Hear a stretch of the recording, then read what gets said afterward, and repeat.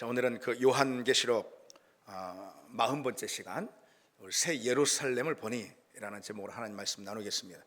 이 요한계시록 21장이 시작이 되면서요, 지난주부터 우리 살펴봤죠. 21장이 시작되면서 새 하늘과 새 땅이 하나님께로부터 하늘에서 내려왔습니다.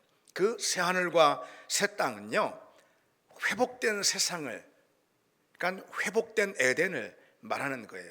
새 하늘과 새 땅은 구속의 완성을 통해서 죄로 타락한 이 세상이 완전히 새로워진 그 새 나라입니다.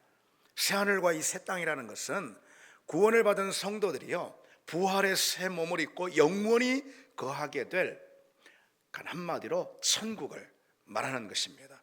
바로 그 새 하늘과 새 땅이 이 요한의 환상 가운데 나타난 거예요. 그 후에, 오늘 본문이죠, 그 후에 천사가 다시 환상 가운데 요한을 데리고요, 높은 산으로 올라가 가지고 또 다른 한 장면을 쭉 이렇게 보여주는데요, 바로 하나님께로부터 하늘에서 내려오는 거룩한 성 예루살렘입니다. 요한의 눈앞에요, 아주 찬란하고 아름다운 모습을 하고 있는 거대한 성인 그 예루살렘이 펼쳐지고 있습니다. 그 예루살렘은 다름 아니라 무엇이냐? 오늘 본문에 기록하고 있듯이 어린 양 예수 그리스도의 신부라는 거예요.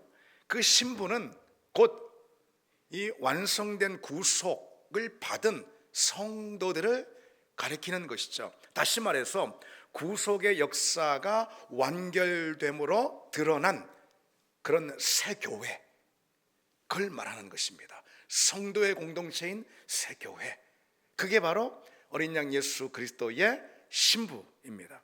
오늘 이 요한이 바라보고 있는 이 모습인 것이죠. 바로 그 어린 양 예수 그리스도의 신부가 어떤 모습으로 이 요한의 눈앞에 펼쳐지고 있는 것이죠? 아주 화려하고 찬란한 그런 거룩한 성 예루살렘의 모습으로 그 눈앞에 지금 펼쳐져 있어요.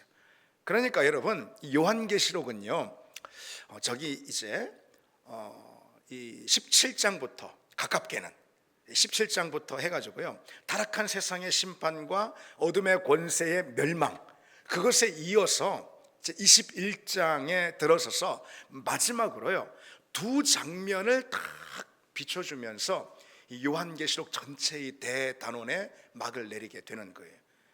그 두 장면이 뭐냐? 하나는 새 하늘과 새 땅, 곧 그건 완성된 천국을 말하는 것이죠. 그것. 그리고 다른 하나는요, 그 천국에서 하나님과 영원히 거할 구속받은 그런 새 사람들, 그리스도의 신부인 그런 부활의 새 몸을 입은 성도의 공동체, 곧 교회, 그것을 다 이 요한계시록의 대단원의 막을 내리면서 보여주고 있습니다. 지금 천사가요, 성령 안에서 요한을 이끌고 가면서 오라, 내가 신부 곧 어린 양의 아내를 내게 보이리라, 그렇게 이제 9절에 말씀하죠. 그러면서 이제 높은 산에 이릅니다. 그리고 새로운 장면을 말씀드린 대로 쫙 요한의 환상 가운데 이제 펼쳐 보여주는데, 거룩한 성 예루살렘의 모습이죠.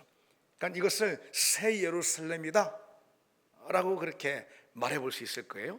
이 새 예루살렘은 말씀드렸다시피 다름이 아니라 어린 양 예수 그리스도의 신부, 곧 구속받은 성도의 공동체를 말하는 거예요. 그리고 그 신부의 모습을 묘사하는 기록이 우리가 오늘 읽은 본문, 그러니까 특별히 21장 11절부터 22장 5절까지. 그래서 이제 이게 장으로 이렇게 구분이 되어 있는데, 실은 22장 5절까지 이렇게 붙어서 있는 게 더 그 맥락을 이해하는데 옳습니다. 자, 어쨌거나 여기서 우리가 주목할 점이 있어요. 21장 11절부터 22장 5절까지 이 말씀을 통해서 요한계시록은요, 영원한 천국의 모습에 대해서는, 그러니까 새 하늘과 새 땅에 대해서는 9절, 그러니까 21장 1절로 그 8절까지니까 8절 기록하고 있는 거예요. 그렇죠. 우리 그 지난주에 우리 살펴봤어요. 그렇죠? 그러니까 새하늘과 새 땅에 대해서는, 천국의 모습에 대해서는 8절로 이렇게 우리에게 말해주고 있는데요. 근데 그곳에 거할 부활한 성도들의 모습, 그러니까 어린 양 예수 그리스도의 신부라는 새 예루살렘의 모습에 관해서는 무려 22절을 할애해 가지고 우리에게 묘사해주고 있습니다. 그러니까 성경은요, 우리가 앞으로 가게 될 찬란한 천국의 모습 있잖아요. 그 모습보다도 거기에 들어가 영원히 거할 성도의 모습 있잖아요. 그것에 더 큰 관심을 가지고 있어요. 우리가 앞으로 갈 천국이 어떤 곳인가? 보통 이제 그런 상상을 하게 되죠. 우리 상상뿐 아니라 성경을 통해서 그 점에 대해서 우리가 더 많이 주목하려는 경향들이 있잖아요. 그러나 우리 주님은 있잖아요. 우리 주님은 그곳에 들어가 그곳에 거하게 될 영광스러운 우리의 모습, 성도의 모습, 그것에 더 큰 관심을 가지고 있다는 거죠. 그래서 오늘 본문 21장 9절에서 20장 5절까지 그 대목에 관해서 쭉 소개하고 있습니다. 자, 9절에 보면은 이리 오라, 내가 신부 곧 어린 양의 아내를 내게 보이리라, 그러면서 새 예루살렘의 모습을 이제 보이는데, 그 신부를 쭉 그렇게 새 예루살렘의 모습으로 소개해주고 있는 그런 대목입니다. 특별히 신부의 영광을 주목해서 보도록요, 각종, 오늘 여러분 읽으셨잖아요. 여러 보석들이, 이름도 처음 듣는 건 생소한 보석의 이름들로 묘사하고 있잖아요. 지극히 귀한 보석 같고 벽옥과 수정같이 막더라 하면서 여러 가지 12가지 보석의 이름들을 쭉 나열하고 그럽니다. 이처럼 새 예루살렘, 곧 어린 양 예수 그리스도 신부의 모습을 이 보석으로다가 묘사하고 있는 이유가 무엇인가? 그것은 어린 양 예수 그리스도 신부의 모습이, 다시 말해서 하나님이 맞이하시는 교회, 천상의 이 새 교회, 이 모습이 얼마나 찬란하고 아름답고 존귀한지, 그것을 우리에게 시각적으로 이렇게 딱 보여주기 위한 것이다 라고 할 수가 있습니다. 그리고 이제 신부인 새 예루살렘의 모습을 이제 쭉 본격적으로 이제 소개를 하고 있는데, 이제 본격적으로 소개하고 있는 대목이 11절부터 12절부터거든요. 12절부터 17절까지는 특별히 다양한 상징들로 새 예루살렘에 관한 그런 묘사를 하는 대목이에요. 일일이 이걸 다 우리가 하나하나 찾아보기에는 시간이 그렇고요. 또 굳이 그럴 필요도 이 설교 시간에는 없다는 생각을 합니다. 그래서 그냥 간략하게만 그냥 일별해 보면은요, 먼저 이 새 예루살렘의 모습에 대해서 큰 성곽부터, 성이 있으면 성곽이 있는 거 아니에요, 그렇죠? 이 성곽부터 소개를 하는데, 그 성곽의 높이가 뭐라고요? 144규빗. 이게 이제 오늘날 도량형으로 이제 환산하면 한 70m, 높이가 70m, 길이가 아니고 높이가 어마어마하게 높죠, 그렇죠?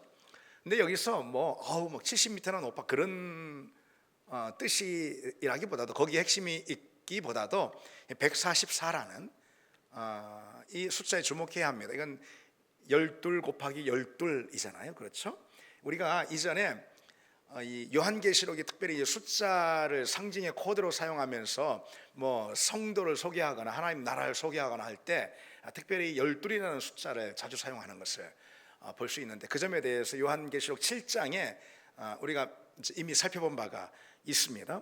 어쨌거나 이 144규빗이, 성이 144규빗 높이가 그렇다라는 거죠. 그것은 12 곱하기 10인데, 12는 뭐냐면은 구약의 12지파를 대변하는 것이고, 또 다른 12는 신약의 12사도를 대변하는 것이죠. 그러니까 이 구약의 하나님의 백성, 신약의 하나님의 백성, 이것이 서로 하나 되어 있다라는 것을 보여주고 있는 거예요. 특히 144라는 것은요, 7장에 보면은 14만 4천, 그렇죠? 성도가 나오잖아요. 그것을 우리로 하여금 연상케 하는 것이죠. 따라서 오늘 이 본문은 예루살렘의 성곽을 소개하는 이 대목에서 이 내용은 무엇을 말하냐면은 어린 양 예수 그리스도의 신부인 이 교회, 그 교회 전체를 그렇게 소개하고 있는 거예요. 왜 12 곱하기 12 해가지고 144규빗의 성곽의 높이다라는 그 말은 곧 예수 그리스도 신부인 교회 공동체를 그렇게 표현하고 있는 것입니다. 이게 무슨 장소나 공간을 말하는 게 아니라는 거예요. 공동체를 말해주고 있는 거예요. 공동체. 자, 이어서 성문에 대한 묘사가 나오는데, 역시 간략하게 보면은 새 예루살렘의 성곽은 12문을 가지고 있어요. 그 12문에는 12지파의 이름이 새겨져 있고요. 성곽에 또 12기초석이 있는데 그 12기초석에는 12사도의 이름이 새겨져 있다. 그 역시 뭐냐? 구약의 교회와 신약의 교회가 서로 하나가 되었다는 것을 말해주고 있죠. 그래서 새 예루살렘을 이루고 다시 말해 교회라는 공동체를 이루고 있는 겁니다. 그리고 이 새 예루살렘의 성의 크기를 소개하는 대목도 있잖아요. 성의 길이와 너비와 높이가 정방향으로 해가지고 다 동일한데 그 전체 크기를 여기서 표현해주고 있을 때 12,000 스타디온이라고 되어 있죠. 이것은 오늘날 또 환산해 보면은 대략 2,400km, 성이 2,400km예요.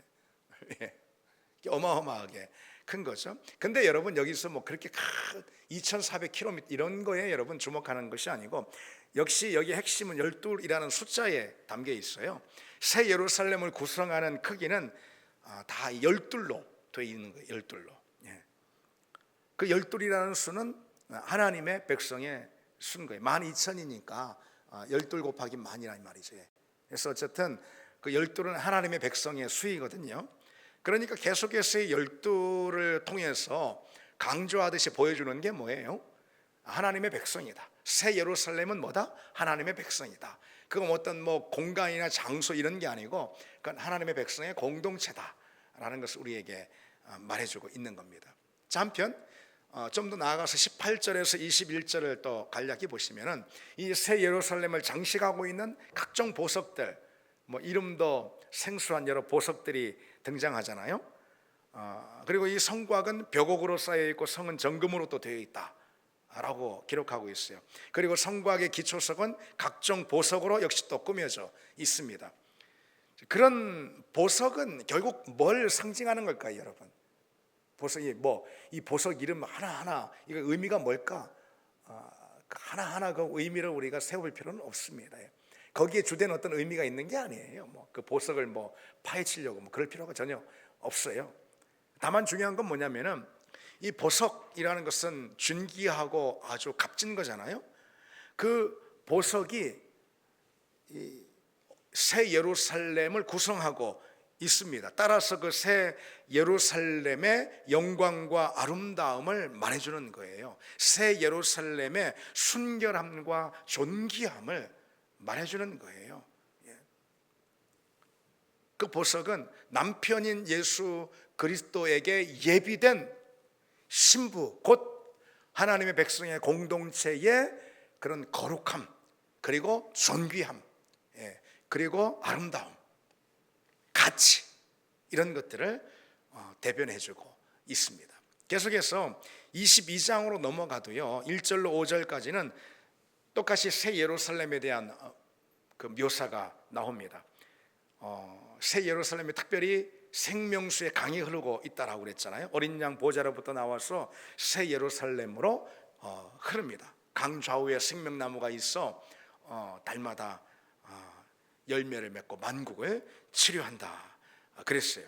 하나님과 어린 양의 보좌가 그 성 안에 있기 때문에 다시는 저주가 없고 밤도 없다, 어둠도 없다 라는 그런 기록으로 새 예루살렘에 대한 그런 소개, 그런 묘사가 끝마쳐지고 있습니다. 제가 이렇게 간단하게 좀 일별해 봤습니다. 자, 여러분 한번 보십시오.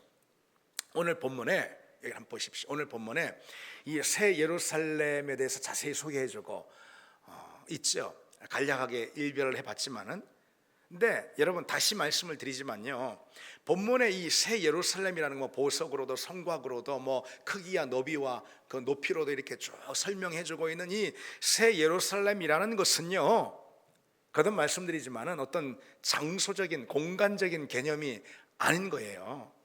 그것은 공동체. 어린 양 예수 그리스도의 신부를 말하는 겁니다. 모든 구속의 역사가 완결되는 마지막 때에 마침내 등장하게 될 하나님의 백성의 공동체를 말하는 거예요. 부활의 새 몸을 덧입은 그런 그리스도의 자녀들, 곧 교회를 말하는 거예요. 그것을 이런 어떤 공간이나 장소적인 그런 그 개념들로다가 우리에게 소개해주고 있을 뿐입니다. 우리는 여러분 훗날 찬란하고 아름다운 그런 새 예루살렘으로 탄생하게 될 것입니다. 누가? 우리가 말이죠. 우리가 보석으로 아름답게 꾸며진 것과 같은 남편 신랑인 예수 그리스도를 맞이해 예비된 그런 아름다운 신부, 그런 새 예루살렘으로 우리는 훗날 새롭게 부활에 탄생하게 될 것입니다. 그리고 지금 여기서는 그와 같은 새 예루살렘의 영광을 미리 맛보는 삶으로 부르심을 받았다라는 거죠. 나중에 그럴 거다는 것만 있지 않아요. 핵심은 지금 여기서도 그와 같은 새 예루살렘의 영광을 미리 맛보는 삶으로 부름을 받았다라는 게 성경이 우리에게 주는 중요한 메시지입니다. 바로 그 새 예루살렘에 대해서 오늘 본문은요 자세히 묘사하면서 특별히 그 새 예루살렘의 특징을 네 가지로 우리에게 보여주고 있습니다. 네 가지 특징. 그런데 오늘 이 시간 저와 함께요 그 새 예루살렘에 없는 네 가지에 관해서 잠시 말씀을 살펴보면서 그 새 예루살렘 곧 어린 양 예수 그리스도의 신부는 어떤 존재인지 좀 생각해 보려고 합니다. 없는 네 가지, 새 예루살렘이 없는 네 가지. 자, 첫 번째로 이 새 예루살렘의 특징은 무엇이냐? 첫째로 이 새 예루살렘에는 죽음이 없어요. 죽음이. 왜? 생명나무가 있기 때문에 그래요. 생명나무가 있다는 것은 죽음이 없다는 거예요. 22장 2절에 이렇게 말씀하고 있죠. 길 가운데로 흐르더라. 강 좌우에 생명나무가 있어 12가지 열매를 맺되 달마다 그 열매를 맺고 그 나무 잎사귀는 만국을 치료하기 위하여 있더라. 자, 이 새 예루살렘에 뭐가 있어요? 생명나무가 있어요. 따라서 뭐가 없다는 의미입니까? 죽음이 없다라는 의미인 거예요. 사망이 더 이상 없어요. 여러분 창세기에 보면은요 에덴에 아주 중요한 두 나무가 등장해요. 어떤 나무죠?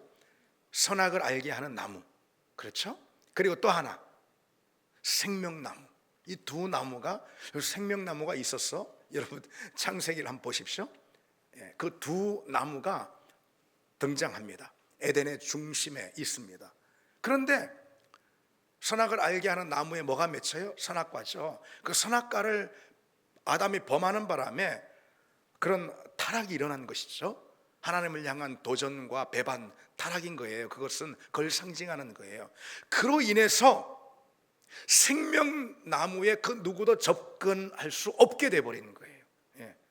타락한 아담과 하와가 그 타락한 상태로, 다시 말해서 죄의 본성을 지닌 그 상태로 생명나무에 접한다라는 것은 뭐예요? 영원한 생명을 얻게 된다라는 것을 말하는 거 아니에요. 그럴 수 없었다라는 거예요. 그래서 하나님께서 그것을 용납하시지 않습니다. 두루도는 칼로다가 생명나무를 딱 막으십니다.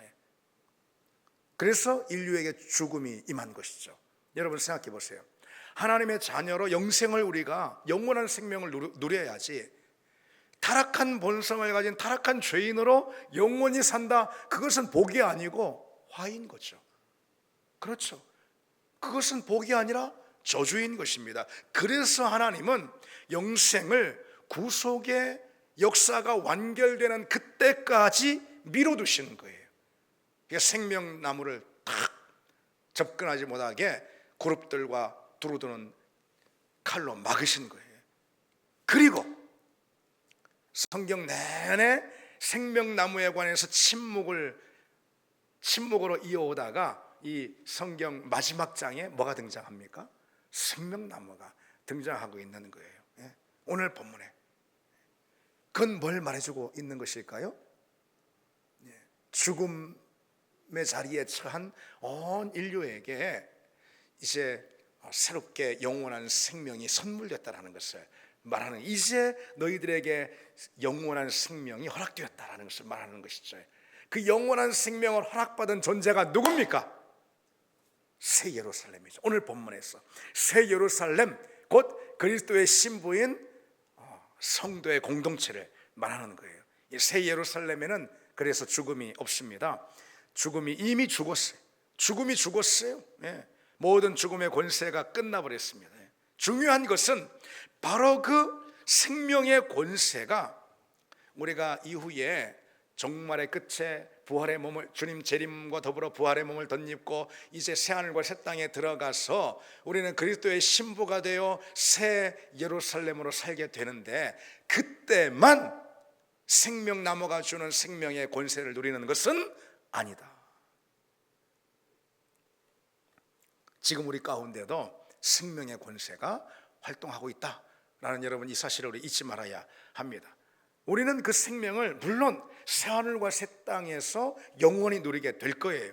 그러나 그 생명의 권세를 지금 여기서도 미리 맛보는 은혜를 하나님이 우리에게 주신다는 거예요. 생명의 권세는 지금 여기 구원받은 하나님의 자녀들인 우리에게도 주어지기 때문에 그런 거예요. 그 권세는 우리 삶 가운데 있는 모든 사망의 그림자를 몰아내는 능력으로 경험되는 것입니다. 그것은, 여러분, 사망의 그림자가 뭐예요? 생명의 권세를 우리가 덧입는다라는 것은, 이 땅에서 덧입고 산다라는 것은 우리 삶의 자리 가운데 들이온 모든 사망의 그림자를 몰아내는 그런 권세, 그런 능력으로 경험하게 된다는 건데, 그럼 여러분, 사망의 그림자는 뭐겠습니까? 어둠의 권세가 활동한 결과로 인해서 뿌려진 그 어둠의 씨앗들, 그로 인해서 우리 삶의 자리에, 우리 심령의 밭 가운데 자라나는 모든 그런 사망의 잔재들을 말하는 거예요. 이를테면은 슬픔이나 고통이나 아픔이나 상처나 좌절이나 절망이나 실패감, 모든 것들, 그게 바로 사망의 그림자인 거예요. 사망의 그림자. 우리는 그 모든 사망의 그림자 가운데 생명의 권세가 활동하는 생명의 역사를 지금 이 자리에서 미리 맛보는 은혜를 얻게 됐다라는 거예요. 그래서 우리는 그런 사망의 그림자에 대해서 늘 승리를 선포하고 또 고백하는 그런 사람들로 부름을 받았습니다. 그런 것들이 결코 우리를 넘어뜨리지 못한다, 이런 뜻이에요. 여러분, 우리는 사망 그 자체, 사망의 권세 그 자체에 대해서도 그것을 비웃고 꾸짖을 수 있는, 그리고 조롱하며 살 수 있는 존재로 우리는 부름을 받았습니다. 그렇습니까, 여러분? 그렇습니까? 더 이상 사망은 우리에게 아무것도 아닌 거예요. 사망의 문을 열어젖히고 들어가면은 뭐가 열립니까? 영원한 생명이 열리잖아요. 그렇게 믿습니까, 여러분? 영원한 생명이 약속됐잖아요. 그래서 우리 영혼이 먼저 주님의 품에 안겼다, 주님 재림하는 그때 우리가 새 몸을 덧입고 영원히 생명을 누리게 됩니다. 그런데 하물며 그 사망의 권세, 그놈도 우리가 마음껏 조롱하며 살 수 있는 그런 권세를 얻은 생명의 자녀들인데, 하물며 사망의 그림자들, 사망의 그림자가, 사망의 권세가 뿌려놓은 여러 그 악한 씨앗들이 있는 사망의 그림자들, 슬픔이나 고통이나 애곡이나 상처나 실패나 좌절이나 우울이나 불안이나 두려움이나 무엇이든 말이죠. 이런 것들이 다 사망의 그림자요, 잔재라 이 말이죠. 그런 것들에 이제 완전히 억눌려 가지고선 그런 짐에 그냥 완전히 짭으로 들어가서 살면 여러분 되겠습니까? 그럼 되겠습니까? 그래서 우리 낯빛이 늘 어둡고 우리 마음에 깊은 신음이 있고 어려움이 있고 두려움과 불안이 있고, 주님 주시는 구원의 기쁨과 은혜를, 또는 주님과의 연합, 주님과의 임재가 우리에게 던져주는 그런 은혜를 우리가 전혀 누리지 못하고 산다면 여러분, 그것은 사망의 왕노로 타고 있는 거 아니겠어요?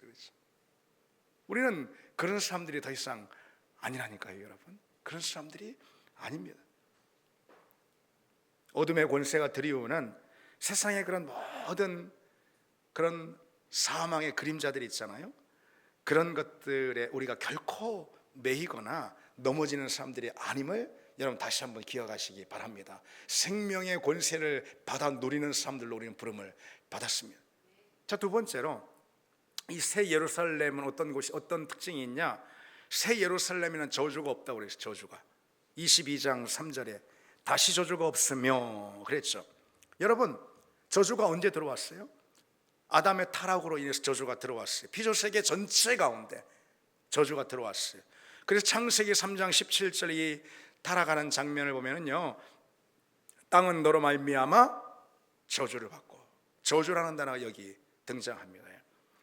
너는 내 평생에 수고하리라. 그랬습니다.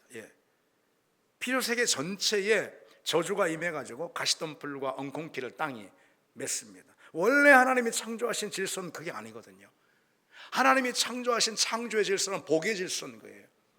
하나님이 다스리시니까 하나님의 손길이 미치는 곳마다 물론 미쳐 있죠. 하나님의 손길이 왜? 하나님이 창조하신 피조세계니까. 그 피조세계 가운데 하나님이 심어 놓으신 하나님의 창조의 질서가 무엇입니까? 복의 질서인 거예요. 잘 되는 질서인 거예요. 한마디로 말해서 쉽게 표현해서 잘 되는 질서인 거예요. 잘 되는 질서. 모든 것이 풍성하고 모든 것에 누림이 있고 모든 것에 기쁨이 있고 모든 것에 아름다움이 있고 영광이 깃들고 모든 것이 잘 되는 복의 질서인 거예요. 당연히 그런 거 아니에요. 하나님이 뭔가를 만들었어요. 그러면은 그 가운데 무엇이 있겠습니까? 그 가운데 복이라는 기본적인 질서가 심겨져 있는 것입니다.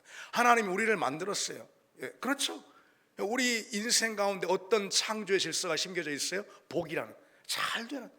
하나님이 복 주시잖아요, 아담과 하와를. 그럼 어떻게 됐어요? 그런데 아담과 하와가 타락했단 말이죠. 하나님의 질서가 그로 인해서 왜곡되고 깨어지고 오염돼 버린 거라, 이런 말이에요. 그게 저주가 임한 것입니다. 그런데 여러분, 비로소 이 새 예루살렘에서 그 저주가 풀리고 복의 질서가 완전히 회복되는 거예요. 그게 바로 새 예루살렘의 영광이다, 이렇게 말할 수가 있습니다. 그 새 예루살렘이, 그 복된 예루살렘이 우리에게 예비된 줄 믿습니다. 세 번째로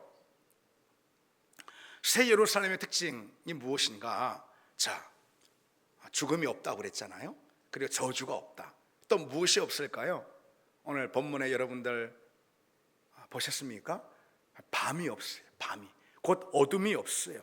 21장 23절에 그 성은 해나 달의 비침이 쓸데없으니 이는 하나님의 영광이 비치고 어린 양이 그 등불이 되심이라. 그리고 22장 5절에요. 다시 밤이 없겠고 등불과 햇빛이 쓸데없으니 이는 주 하나님이 그들에게 비치심이라. 더 이상 어둠이 없습니다. 어둠은 죄를 상징하는 거거든요. 어둠은 악의 활동을 상징하는 거거든요, 성경에서. 그런데 어둠, 곧 밤이 더 이상 없더라. 모든 죄와 악을 생산하는 어둠의 권세가 이미 멸망당했잖아요. 그렇죠?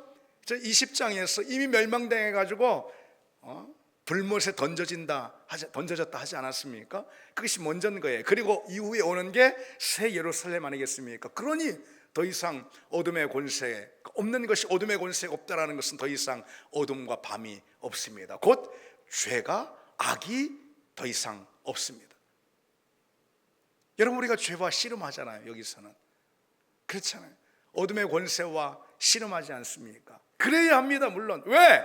이 땅은 어둠의 권세가 있거든요. 아니, 이 땅 어디 저 멀리 어둠의 권세가 있는 게 아니고 어둠의 권세가 내 본성 한복판에 있는데요. 우리 본성 한복판에 어둠의 권세가 또아리를 들고 있는데요. 그런데 우리는 구속받은 새 사람들로 거듭나지 않았습니까? 여전히 우리 한편에 존재하고 있는 옛 본성, 곧 어둠의 본성과 우리는 투쟁하며 싸우는 씨름의 삶을 살고 있어요. 그것이 이 땅에서 우리의 성도의 부르심인 거예요. 어둠의 권세가 버젓이 있는데 그걸 그냥 싸우지 않고 무시하고 그것이 마음대로 활보하고 활동하게 산다라는 것, 그것은 거듭난 사람이 아닌 것이죠. 그게 무슨 성도이겠습니까? 우리는 때로 넘어지고 자빠지고 그 치열한 싸움 안에서 때로 우리는 지치고 우리는 실패할 때도 있지만 분명한 사실은 우리는 눈을 부릅뜨고 내 심령 한복판에 있는 옛 본성, 곧 어둠의 본성과 끊임없는 전투를 치르고 있는 거 틀림없어요. 그게 살아있는 성도입니다. 그런데 그것이 끝날 때가 온다. 언제죠? 새 예루살렘, 새 예루살렘.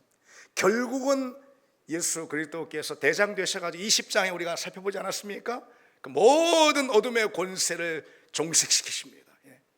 끝이 안 되십니다. 더 이상 어둠이 없어요. 더 이상 밤이 없어요. 여러분 상상이 되십니까? 그곳에서는 죄를 짓고자 하는 상상도 할 수가 없어. 그곳에는 죄의 존재 자체가 없어. 죄와 씨름할 필요가 없어요.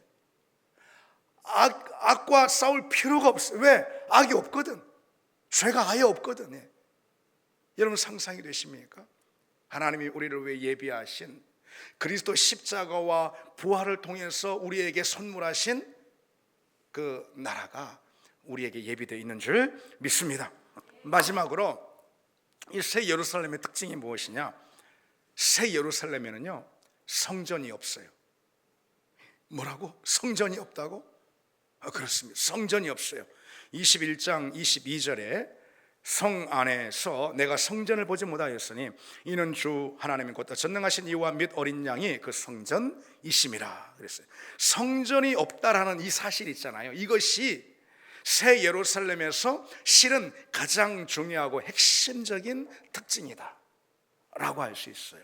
성전이 없기 때문에 새 예루살렘에는 죽음도 없고요, 그리고 저주도 없고요, 밤도 없는 것입니다. 성전이 없기 때문에. 그럼 무슨 소리냐? 성전이 없다라는 것은 무슨 뜻인가? 여러분 생각해 보십시오. 구약 성경에 보면은 하나님이 이스라엘 백성들을 모으시고 그들에게 예루살렘을 주시잖아요. 그렇죠? 그리고 예루살렘, 그 예루살렘은 구약의 예루살렘, 이스라엘 백성들의 예루살렘을 여러분 옛 예루살렘이라고 해봅시다. 이 옛 예루살렘의 가장 중요한 특징이 무엇일까요? 왜 예루살렘이 예루살렘이에요? 왜 예루살렘이 하나님의 도성이에요? 거기에 뭐가 있어요? 성전이 있으니까. 성전이 있으니까. 그래서 다니엘도 저 포로 사로잡혀가지고 예루살렘을 향해서 창을 열고 기도하지 않습니까? 왜? 예루살렘에 성전이 있으니까. 이 성전은 곧 하나님의 임재를 상징합니다. 예루살렘에 있는 이 성전이 바로 하나님이 거하시는 집이요, 하나님이 통치하시는 보좌입니다. 그런데 이 새 예루살렘에는 성전이 없는 거예요. 왜요? 그것이 말해주는 사실이 무엇일까요? 이 새 예루살렘 자체가 곧 성전이기 때문입니다. 새 예루살렘 자체가 하나님과 어린 양 예수 그리스도, 그분이 그 안에 연합해 거하시는 성전이기 때문이에요. 이제 성전이신 하나님께서 성도의 공동체인 이 새 예루살렘과 함께 하시고 연합하십니다. 새 예루살렘은 하나님의 임재로 가득하고 충만한 자리인 거예요. 그 어느 자리에도 하나님의 임재가 미치지 못하는 곳이 없습니다. 하나님의 임재로 완전히 가득 찬 그런 곳, 바로 새 예루살렘이에요. 22장 3절로 4절 보시면은요, 그러기 때문에 이렇게 기록하고 있어요. 하나님과 그 어린 양의 보좌가 그 가운데 있으리니 그의 종들이 그를 섬기며 그의 얼굴을 볼 터이요. 그랬어요. 이제 하나님의 신부의 공동체, 이제 하나님께서는 어린 양 예수 그리스도의 신부, 교회죠. 그 공동체 안에 깊이 하나님이 들어와 계시는 거예요. 하나님이 어디 다른 데 계시는 게 아니에요. 이미 그 안에 깊이 들어와 계세요. 그래서 그리스도의 신부인 이 성도들은 하나님을 이제는 마주 대면하며 봅니다. 그리스도의 얼굴을 대면해 본다라고 기록되어 있잖아요. 그리스도의 얼굴을 본다라는 말은 그리스도와 완전한 연합을 이루었다라는 그런 거예요. 하나님과 더 이상 친밀해질 수 없을 만큼의 친밀한 교제와 사귐 가운데 이미 들어왔다라는 것을 말하는 거예요. 그래서 새 예루살렘, 곧 이 신부의 공동체 그 자체가 하나님이 임재하고 연합이 된 성전 그 자체라는 그런 말이에요. 여러분, 에덴이 그와 같은 곳이었어요. 처음 에덴, 아담과 하와는 하나님을 거기서 대면하셨어요. 하나님은 에덴을 거니셨다라고 그렇게, 하나님 물론 이제 의인화해서 표현한 거지만은 기록하고 있어요. 아담과 하와는 하나님을 가까이에서, 하나님 면전에서 하나님의 호흡과 함께 하나님과 동행했어요. 그분을 만났어요. 마치 가족처럼, 친구처럼, 연인처럼 만났어요. 그처럼 깊고 친밀한 임재의 체험이 있는 자리가 이제 어디라는 것이죠? 새 예루살렘이다. 새 예루살렘. 이 새 예루살렘이라는 성도의 공동체는 하나님을 면전에서 누리는 그런 공동체, 그것이야말로 종말에 완성될 새 예루살렘의 진면목 중에 진면목이다, 이렇게 말할 수가 있습니다. 지금 여기서 우리가 하나님과 사귐이 있죠. 있습니까? 물론이죠. 주님의 임재를 누리죠. 성령의 충만함을 우리가 경험하지 않습니까? 그렇습니다. 우리는 하나님과 대화하고 하나님과 만나고 있습니다. 그러나 여기서의 그 하나님과의 친밀한 연합으로는 비교도 할 수 없는, 아니 상상도 할 수 없을 만큼 깊고 친밀한 연합, 하나님과의 연합, 그것이 일어나는 자리가 곧 새 예루살렘이에요. 주님의 임재를, 그 찬란하고 거룩하고 놀랍고 아름답고 영광스러운 주님의 그 임재를 여기서 상상도 할 수 없을 만큼 깊고 친밀하게 경험하는, 그리고 황홀하게 누리는 그 자리가 새 예루살렘입니다. 그런데 여러분, 우리는 오늘 본문의 말씀을 통해서 그와 더불어 이런 메시지를 분명 얻어야 할 거예요. 우리는 지금 여기서도요, 우리는 지금 여기서는 그러한 새 예루살렘을 갈망합니다. 그 영광을, 그리고 또 한편 미리 지금 여기서도 맛보는 은혜를 누려야 한다는, 그것이 하나님께서 우리를 이 땅에 남겨두신 그런 이유이고 목적입니다.